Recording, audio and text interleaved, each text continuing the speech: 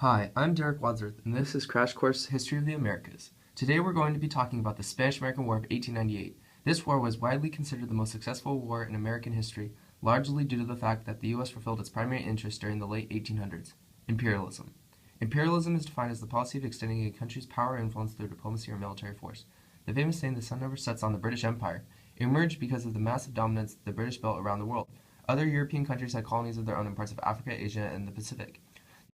The U.S. would eventually adopt the imperialist mentality towards the late 1800s. Some of the causes for U.S. imperialism included the Industrial Revolution, Manifest Destiny, social Darwinism, European competition, and nationalism. Manifest Destiny was the belief that whites were destined to expand the U.S. westward across the continent. After reaching the West Coast, the U.S. turned to overseas expansion as a means of adding to its territory.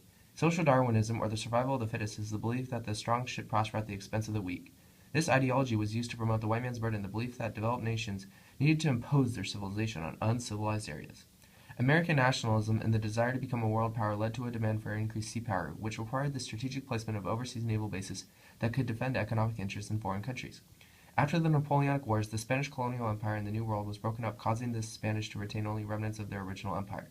Spain attempted to maintain authority over its former colonies, causing U.S. President James Monroe to create the Monroe Doctrine in 1823, which declared countries in the Western Hemisphere off limits to European colonization. The major long-term effects of the Spanish-American War included U.S. imperialism and economic and strategic interests in the Spanish colonies of Cuba, Guam, Puerto Rico, and the Philippines. Conflicts between Cuba and Spain escalated, which caused Cuba to fight for its independence during the latter half of the 19th century. The U.S. would allegedly go to war with Spain to set Cuba free from Spanish rule. However, the U.S. also had large investments in Cuban sugar plantations, demonstrating its economic interest in Spanish colonies. The immediate causes of the war included yellow journalism, the Delome letter, and the USS Maine incident. Yellow journalism exaggerated, twisted, and inflamed the news, influencing the public opinion and engendering action as well as promoting the newspapers. In late 1800s America, it caused the public outrage at the Spanish treatment of Cuban natives. The Delome letter was a letter from a Spanish minister to a politician and journalist in which he criticized President McKinley. After Cuban rebels intercepted the letter and offered it to American newspapers for publication, the American public became greatly upset, impeding chances of lasting peace between Spain and the U.S. In February 1898, the USS Maine, a U.S. Navy ship sent to Cuba to monitor Spanish reforms and protect American citizens and property, suddenly exploded, killing 266 crew members. The national press and American public blamed Spain for the deaths and called for immediate action. After McKinley received approval from Congress to dispatch a naval squadron to Cuba, Spain attempted to appease the U.S. However, McKinley proceeded to ask Congress for authorization to intervene in Cuba. Congress passed a joint resolution to declare war on Spain in April 1898, including what was known as the Teller Amendment, which stated that the U.S. had no intention of annexing Cuba and would limit itself to resolving conflicts and assisting with maintaining stability.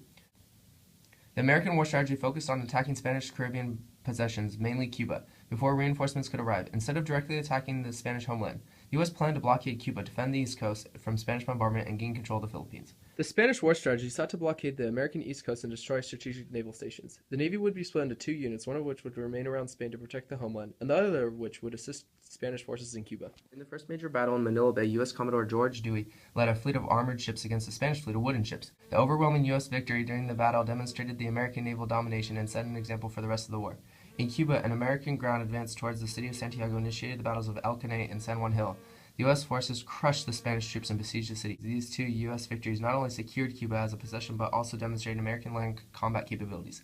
The battles were also the sites of the greatest victory for the famed Rough Riders, a ragtag cavalry regiment led by future President Theodore Roosevelt. Their own victory was overblown by sensationalist American press, which immediately hailed Roosevelt as a war hero for turning the tide of the battles in favor of the U.S. Off the coast of Cuba, the Spanish fleet managed to escape the Cuban naval blockade but was speedily pursued by the U.S. North Atlantic Squadron, leading to the Battle of Santiago de Cuba. The entire Spanish Caribbean squadron was destroyed, while the U.S. suffered minimal casualties. The battle ended the Spanish naval presence in the Americas, forcing Spain to reassess its war strategy, and the U.S. blockade tightened around Cuba. The Spanish Navy ships were poorly equipped and undermanned and posed little threat to the highly advanced U.S. Navy. The Spanish government lacks the funds to improve its military units. These soldiers were unproductive, in constant conflict with Filipino and Cuban rebels, and succumbing to tropical diseases and severe battle losses. Reinforcements were unable to reach other troops because of the U.S. naval power. Spain refused to acknowledge the fact that they had little remaining military potential.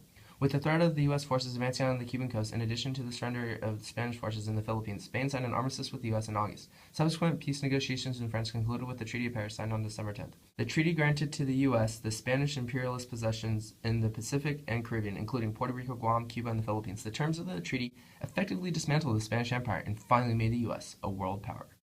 In addition to asserting the U.S.'s newfound power, the Spanish-American War had significant effects at home.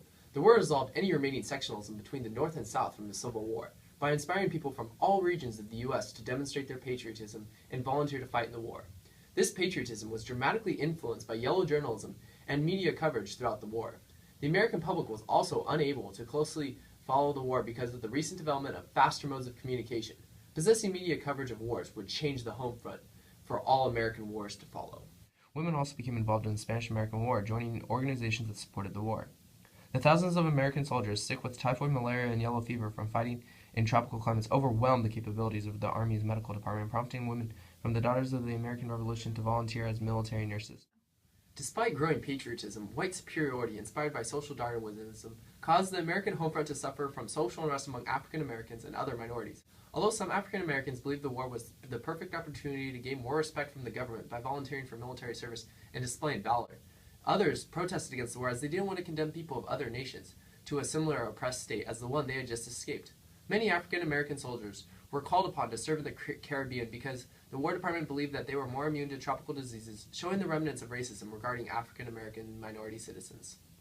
The war also led to the formation of the American Anti-Imperialist League, a group that opposed the Treaty of Paris, claiming that it condemned the U.S. to a course of the empire that violated the basic tenets of the Constitution. The war also had strong effects in regions other than the U.S.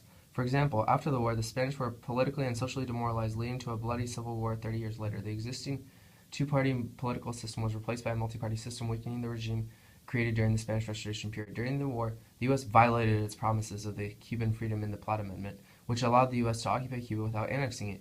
The U.S. government justified this with the claim that the Cubans were unfit for self-governance. The Filipinos also felt betrayed that the U.S. did not allow their independence and believed they were misled into fighting for the U.S. as their ruler instead of for Spain.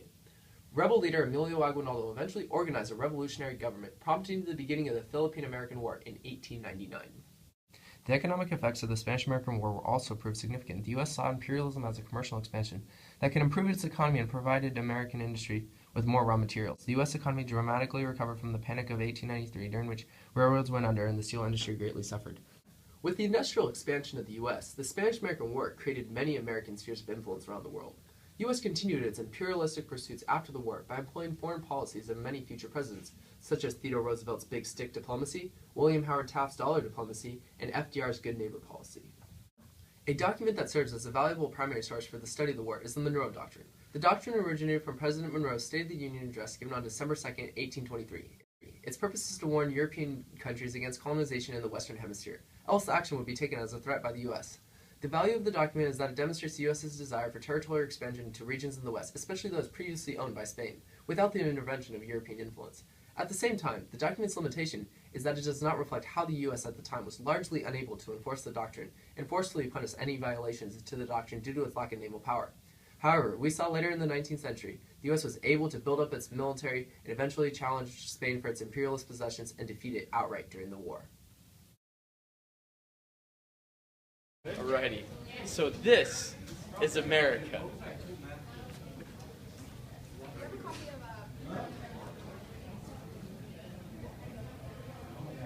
Alrighty, and this is Spain, okay? Okay, I give up. The immediate causes of the war included prophase, anaphase. Derek,